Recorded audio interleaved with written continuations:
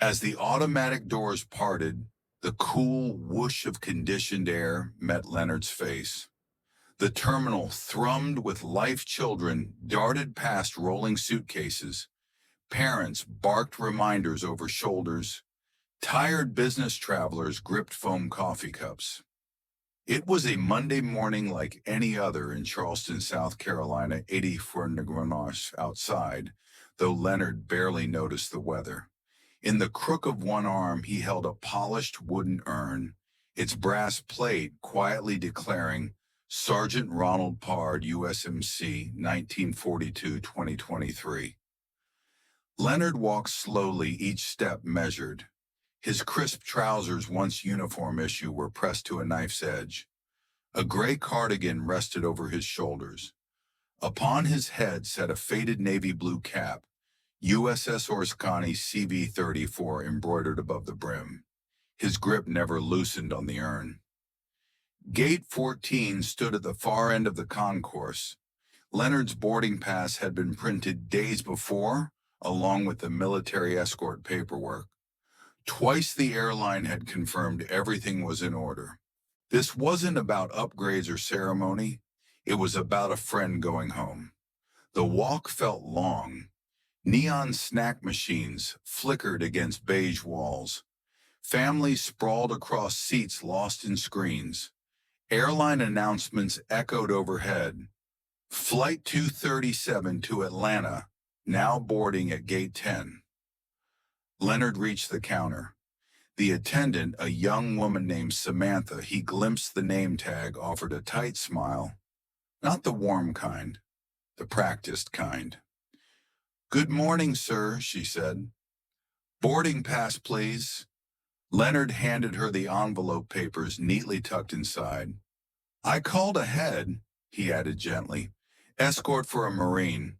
Confirmed twice." Her smile barely twitched. She began scanning, then a slight frown.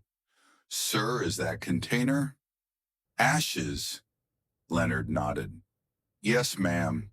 This is Sergeant Ronald Pard, my friend." The moment hung thin as glass. Then Samantha inhaled sharply. "I'm afraid containers over 12 ounces must be cleared by TSA. Even cremains." Leonard's voice remained steady. "Ma'am, this isn't soup. This is a Marine." Behind him, a man in line sighed. "Seriously, holding us up?" Leonard didn't turn. He glanced down at the urn, weathered fingers tracing its edge. He wouldn't argue, not with the ashes of his friend in hand, but neither would he yield. Samantha leaned closer, voice clipped. "Sir, unless this is pre-cleared, you'll need to check it as cargo." Leonard's spine stiffened. "No." "Excuse me." He didn't spend his life beneath anyone, and I won't put him beneath the plane. A pause. Then Samantha's professional mask returned. "You're holding up the line. Please step aside." Leonard exhaled slowly. He remembered heat shimmering off carrier decks, the cold steel beneath his boots, the weight of duty of promises made.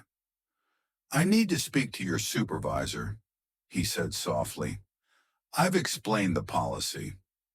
"Then I'll wait." And so Leonard moved, not backward, not defeated, but to a bench near the gate. There he sat, urn resting beside him like a child asleep, his weathered hands folded in his lap, his gaze fixed ahead. Around him life rushed on. Toddlers shrieked over candy bars. A father muttered, "Old man's blocking the seats." Leonard heard it all and heard none of it. His world had narrowed to the wooden box beside him and a promise that would not be broken today. Unseen by Leonard, 5 rows back, a young woman named Renee Whitaker watched with growing unease. Fingers trembling slightly, she lifted her phone.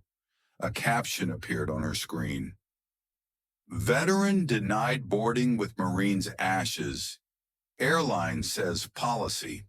She tapped record. The camera blinked to life. As the light of a distant jet flickered beyond the window, a quiet line had been drawn at Gate 14. And somewhere in the hush between announcements, a story began. The hum of Gate 14 had returned to its usual thrum, but something had shifted. The man in the gray cardigan sitting so still by the window drew more glances now than the glowing departure screens. Some stared outright, others stole sidelong looks. A mother tugged her young daughter's hand, steering her clear. "Don't bother him, sweetie." Leonard noticed none of it. His fingers remained lightly curled around the urn.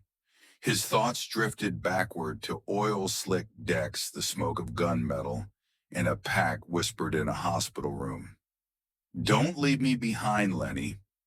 He hadn't, and he wouldn't. Yet here he sat, treated as an obstacle, his friend as cargo.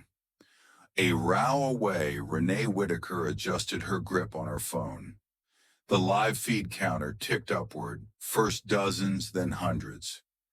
She hadn't intended to broadcast this moment, but something in Leonard's unwavering presence demanded witness. "This is wrong," someone commented. "Let him board." "Policy over humanity again," another wrote. Renee's voice trembled but held steady. "This is Leonard Grayson, Navy veteran. He's not asking for attention. He's asking to take his brother home. The airline says no." A ripple moved through the line. Nearby, a teenage boy lowered one earbud, nudging his sister. "Hey, look, that old guy's a vet." She frowned at her phone, then whispered, "That's messed up." The murmurs grew. A man in a sharp suit glanced at Leonard, then away uncomfortable. Further back, Samantha remained behind the counter, her fingers flying over the keyboard, jaw tight. The steady hum of the terminal began to feel heavier. A woman in a denim jacket shifted closer to Leonard, not sitting, not speaking, simply watching. At first, the response had been indifference, even mockery. A few still scoffed. One man shook his head. "Can't we just board already?" But others began questioning aloud. Why can't they let him through? Isn't there a military escort thing for this? Phones lifted. Hashtags appeared. Shkyash let him fly. Shkyashana honor. The fallen. The numbers ticked upward. 500 watching, 1,000, 10,000. Renee's breath caught as she read the comments flooding in. "My dad served, this breaks my heart. Somebody fix this." Leonard sat unmoving. He felt the shift around him but kept his gaze forward. Long ago on a carrier deck surrounded by smoke and fire, he'd learned the value of stillness. Now it was his shield again. A small boy wandered close, tugging at his mother's coat. "Is he in trouble, Mama?" She knelt, smoothing the boy's hair. "No, baby. He's doing something brave." The security officer near the wall shifted uneasily, but made no move. Renee's voice returned steadier. "This isn't about going viral," she said quietly. "It's about doing right by a man who stood for all of us." In the crowd, passengers began exchanging looks, some guilty, some defiant. A father with a Desert Storm cap stepped forward, arms crossed. "That's not cargo. That's a brother." A hush fell. Samantha's fingers hesitated over the keyboard. The comments kept climbing. "Why is no supervisor stepping in? Corporate shame." "We see you, Mr. Grayson." Leonard blinked slowly. The urn remained steady beneath his touch. He had asked for no allies, but they were gathering now, voices he did not know standing where policy had failed. The moment was no longer private. Gate 14 had become a stage, and the quiet dignity of one old man had stirred a restless tide. It began subtly, like wind stirring the leaves before a storm. One by one, passengers peeled their eyes from glowing screens and watched the still figure of Leonard Grayson. The hashtag "She Let Him Fly" scrolled faster. Now tens of thousands of eyes followed a story that had begun with silence. Leonard himself remained unaware of the digital tide swelling around him. His world remained the urn, the promise, and the seat beneath him. Yet he could feel the change, the way footsteps slowed as they passed, how voices fell to hushed tones nearby. At the counter, Samantha's fingers tapped a rhythm betraying nerves. She caught the rising glances, the camera lenses pointed toward her. Her voice faltered as she whispered to her colleague, "This is getting out of hand." Her colleague, pale, had already retreated to the back room. Across from Leonard, Renee steadied her phone. The view count surpassed 50,000. In a firm, clear tone, she addressed the terminal and the watching world. "I want to be clear. This is a veteran honoring a brother. He asked for dignity, not privilege, and this airline told him no." A businessman in a sports coat stood, his voice calm but resonant. "Why is no one fixing this?" Samantha's practiced smile cracked. "Please, everyone, remain calm. We're following proper procedures. Policy isn't an excuse for cruelty." Someone called from the crowd. Phones rose higher. Passengers began speaking in clear, firm voices. "He's not alone anymore. Fix this now. Where is your supervisor?" Leonard remained seated, head bowed slightly, hands still on the urn.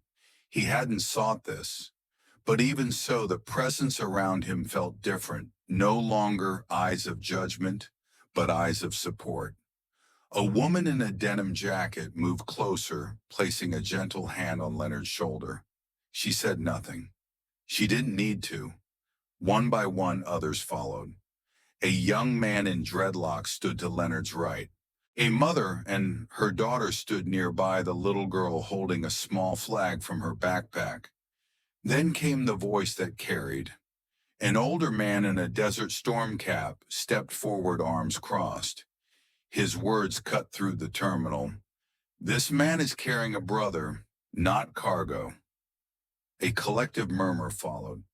Samantha's face flushed. Her fingers hovered helplessly over the keyboard. In the background, the security officer shifted again, still watching, still unsure. Renee's voice grew steady. "You're seeing this live, not a stunt, not a protest, just a man keeping a promise." Screens lit up across the terminal. The story had reached beyond Charleston, now feeds from New York to Houston, buzzed with the unfolding moment. Passengers around Gate 14 no longer glanced away. They stood straighter, eyes fixed forward. Samantha swallowed hard. She picked up the phone. "I need to call a supervisor." The Desert Storm veteran answered calmly. "You should have done that 20 minutes ago." As Samantha disappeared behind the frosted door, a hush fell, thick, expectant. The hum of luggage wheels, once constant, had ceased around Gate 14. All eyes waited. Leonard exhaled slowly. Without turning, he spoke softly to Renee. "You didn't need to do all this." "I did," Renee answered, "because you shouldn't have had to sit alone." He gave a small nod. His gaze remained steady, distant. The weight of years hung around him, not frailty, but the quiet strength of a life lived with purpose. Somewhere behind the crowd, another voice whispered, "CNN's picking this up." In Boston, a young woman watching the feed wiped her eyes. In Virginia, a retired Air Force commander typed, "When policy outweighs dignity, we all lose." And in that Charleston terminal, the air grew thick with a new kind of tension, not confrontation, but an unyielding demand for what was right. At Gate 14, the tide had turned. The silence that began with one man had now given voice to many. And still Leonard Grayson sat, the urn by his side, a living testament to loyalty in a world that had almost forgotten how to see it. The door creaked open. Samantha emerged first, her face pale and tight, but it was the man behind her who drew the crowd's attention. He was tall, composed, the kind of man used to meetings, not moments. A silver tie gleamed against his navy blazer. The badge clipped to his lapel read, Colin Price, Senior Operations Manager. He stepped forward, carefully scanning the faces, the phones of the expectation. Then his eyes landed on Leonard. "Mr. Grayson," he began, voice smooth but cautious, "I want to sincerely apologize for this misunderstanding. Our team should have handled this differently." Leonard didn't stand. He didn't nod. He simply looked at the man, calm, steady. Colin continued, "We've reviewed your documentation and cleared your travel. In addition, we'd like to offer a first-class seat." "Stop," said a voice from the crowd. It was the Desert Storm veteran again. His arms remained crossed. His stance hadn't changed. "He doesn't want your perks. He wants respect." The air tightened. Colin's jaw clenched ever so slightly. "We are trying to make this right." "You're trying to save face," the man replied. "You denied a veteran carrying a brother in arms, and now only because it's gone public, you're here." Gasps echoed softly. Samantha stepped backward. From her corner, Renee raised her phone slightly higher. Her live stream counter ticked into 6 figures. Colin's eyes flicked toward her. "You're the one streaming." "I am," Renee said, "and I will keep streaming. Because this isn't about a seat upgrade or a scripted apology. It's about what happens when no one's looking." Leonard stirred. Slowly, deliberately, he stood. 84 years of life rose with him. His hand never left the urn. "I've lived long enough," he said, his voice low but clear, "to know the difference between a mistake and a decision." Colin didn't answer. This wasn't a glitch. This was someone deciding we didn't matter. Leonard continued, tapping the urn gently. "That he didn't matter." A hush fell deeper. No one moved. Colin opened his mouth, then closed it. Before he could speak again, another voice cut through the terminal. "Mr. Grayson." From the back of the crowd, a figure emerged. The crowd parted instinctively, the hush sharpening into reverence. He was in full military dress, crisp, flawless, adorned with ribbons and bars. His bearing was precise posture, straight. The name tag read, Brigadier General Wallace E. Monroe, Department of the Army. He approached Leonard directly and saluted. "Sir," he said, tone measured and warm, "I'm here on behalf of the Department of Defense. We've been briefed." Leonard returned the salute quietly. "Didn't expect brass." "You deserved it from the start," Monroe said, turning to Colin. His eyes were not unkind, but they were unyielding. "Effective immediately," the general announced, "Mr. Grayson and the remains of Sergeant Ronald Pard will not be flying commercial. A military transport has landed. The honor guard is en route." A collective breath caught. Even Samantha stared. Colin's voice faltered. We were just..." "You were trying to manage optics," Monroe replied evenly. "We're here to uphold values." Renee's live stream exploded in comments. "That's leadership.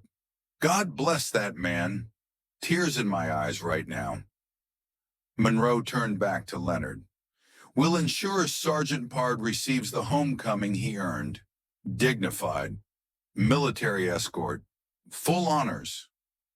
Leonard blinked, hard shoulders straight. "I didn't need a plane, just someone to care." "You have more than that now," Monroe said.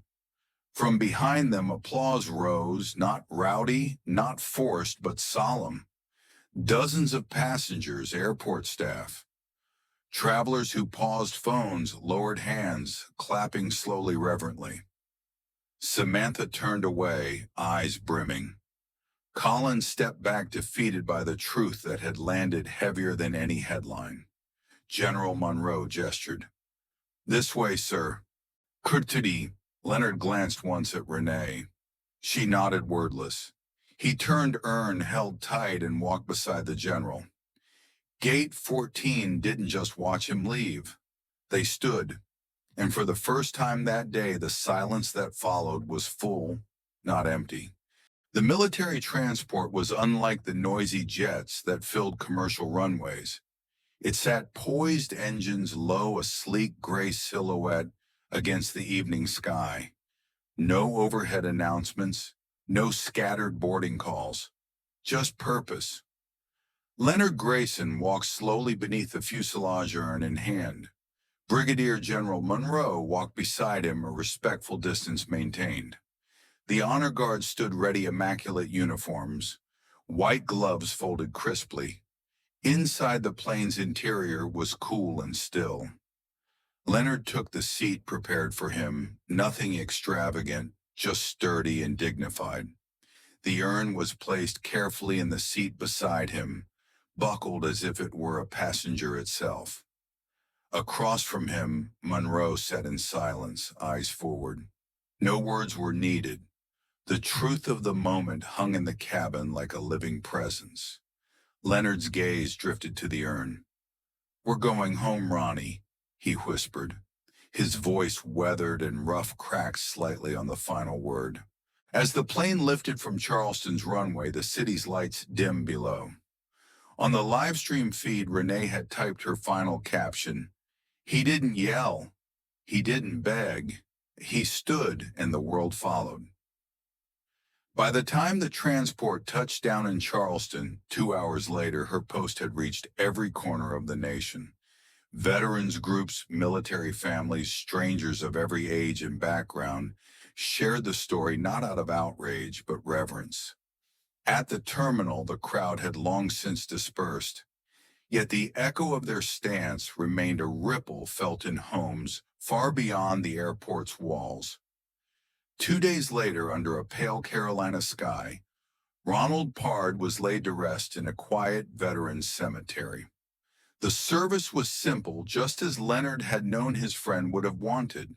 No cameras, no fanfare.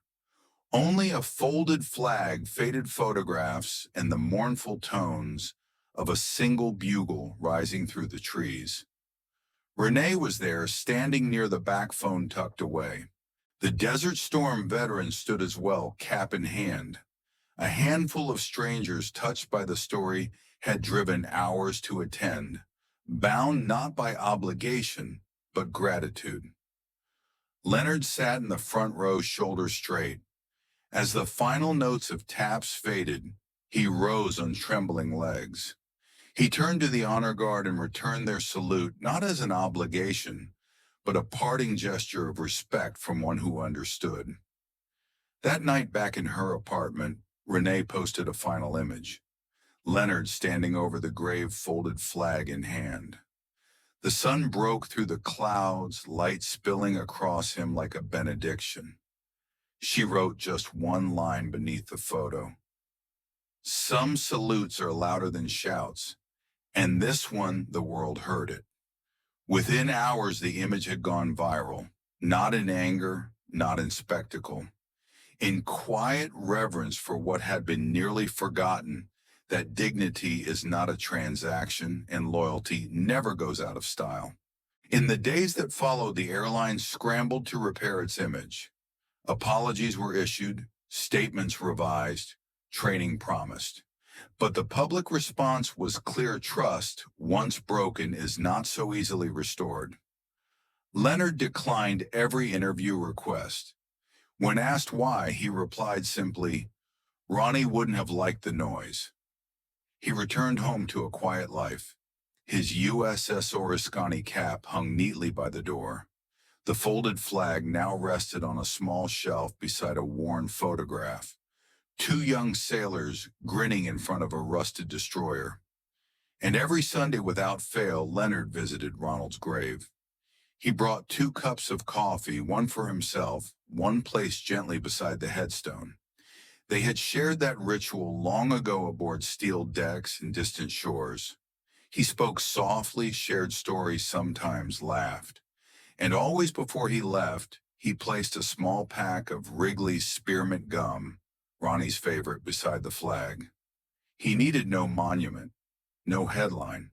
The world remembered why he stood, and that was enough. Because the salute that mattered wasn't the one Leonard gave. It was the one America at last returned.